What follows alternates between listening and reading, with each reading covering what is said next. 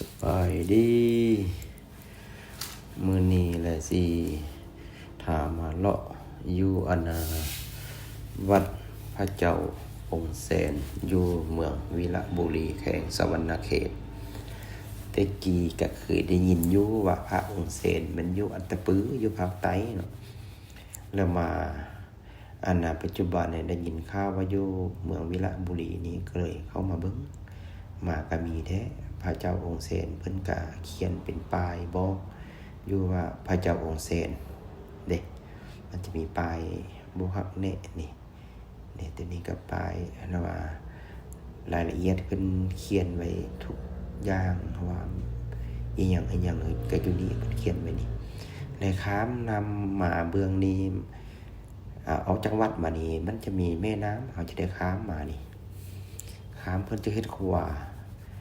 ให้แต่คนเฮาย่างข้ามเนาะนี่เป็นแม่น้ำน้อยๆย่างข้ามขึ้นไปหาพระเจ้าองค์แสนเพิ่นจะเอาตั้งไว้ตีนโพห้องถ้ำก็บ่แม่นแต่ว่ามันจะบ่ลึกถ้ำมันอยู่คล้ายๆคือกับหน้าผานี่แหละอันนี้แล้วไปเบิ่งนำกันว่ามันสิว่าเป็นจังได๋พระเจ้าองค์แสนอยู่บนเพิ่นอยู่มันจะมีบันไดขึ้นไปแต่บันไดนี่ครับพระเจ้าเองก็บ่ได้นับเบิ่งว่าจักขันกับเบิ่งรวมๆแล้วก็สูงเติบอยู่เด้อันนี้เป็นบริเวณก่อนที่ขึ้นไปหาพระเจ้าองค์แสนเพิ่นจะเฮ็ดมีโครงใหญ่และเฮ็ดเป็นหัวพญานาคแต่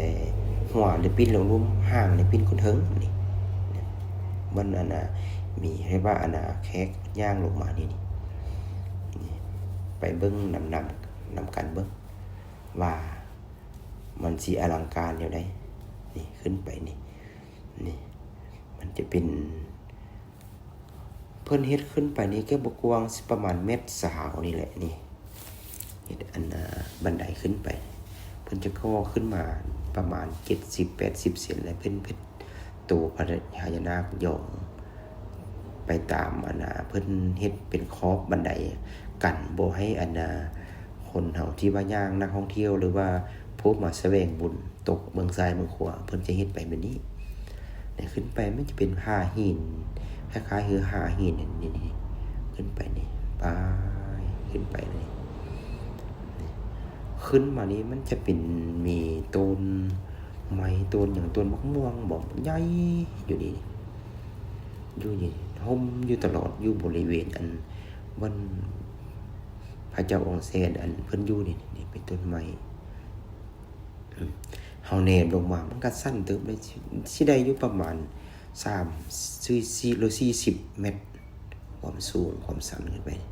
แล้วมีต้นไม้ใหญ่คือเว้าเมื่อก่อนอันนี้สิขึ้นไปไกลๆสิฮอดบนพระเจ้าองค์แสนเพิ่นอยู่แล้ว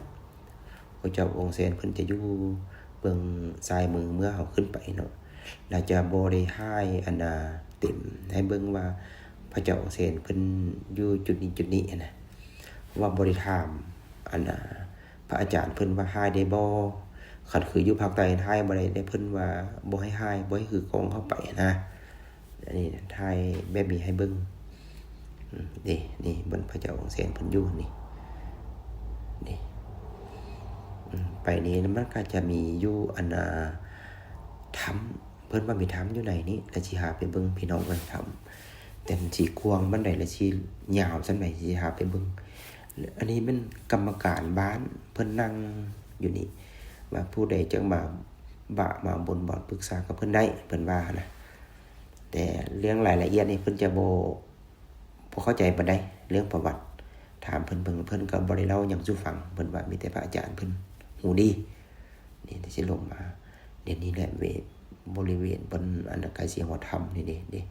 เอาลงมามันก็มีต้นไม้ต้นหยังแล้วเพิ่นเฮ็ดถุงเป็นทรายลงมานี่มีต้นไม้ปกหุ้มเย็นห่มเย็นนี่เข้ามาทางย่างก็ย่างได้อยู่ผู้ใหญ่ก็ได้ย่างได้ผู้น้อยก็ย่างได้อยู่เพราะว่าขึ้นมาเหิงคือแล้วมันก็จะเป็นซีมังแต่ว่ามันก็บ่ละเอียดแต่พอย่างได้นี่เฮ เขามาปากถ้ำแล้วจะเห็นพลสีนั่งอยู่ในทรงพระองค์นี่แม่ออกญาติโยมหรือว่าแขกที่มองเที่ยวเข้ามาไหว้บูชามาขอพรน้ำเพิ่นวันนี้สิเข้าไปในถ้ำนะถ้ำนี้มันก็บ่กว้างปานใดเบิ่งแคบอยู่เฮาได้ประมาณ70นี่แหละซ้ำประตูอาณาเฮือนเฮานี่เข้าไปนี่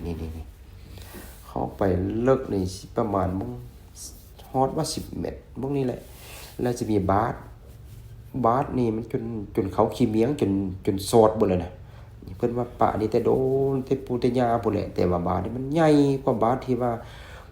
ครูบาอาจารย์เฮาไปเรียนบาสคู่มือนี่ใหญ่กว่านี่แม่นใหญ่กว่าอันนั้นบาสนี่ใหญ่กว่าบาสอันครูบาอาจารย์ที่ว่าไปเรียนบาสอันตัวนี้นะแม่เห็นบ่เป็นบาสใหญ่แล้วเพิ่นก็ป้อนเงินนะข้าพเจ้าเองก็ได้ป้อนเงินใส่บาสนี้ลงไปคือกันเพราะว่าตามฮีตตามห้องขึ้นมานี่เพิ่นจะป้อนเฮาก็ได้ป้อนนำเพิ่นเฮ็ดบุญเฮ็ดทานนำกันนี่ป้อนไปมีอยู่เก่าบาทพุ่นได้อยู่นี่แต่ว่าเพิ่นก็บ่ได้จับได้บายปะสภาพเดิมพาคู่มือนี้เพิ่นว่านั่นเด้อยู่โสดเลยเขาเมียงล่ะอันบางน้อยนะอันบาทอยู่นี่หลังจากใส่บาทแล้วหมดคุมบาทแล้วก็จะมีดอกไม้บูชาเพิ่นจะวางไว้นี่ข้าพเจ้าเองก็ผู้เว้านี่ผู้บรรยายนี่ก็ได้เอาไปดอกไม้วางไว้ถึงกันบูชาไว้ก่อนเฮาสิออกจากถ้ำเนาะเฮาก็ดอกไม้อาณาผู้เพียร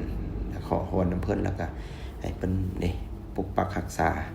อยู่ดีมีแรง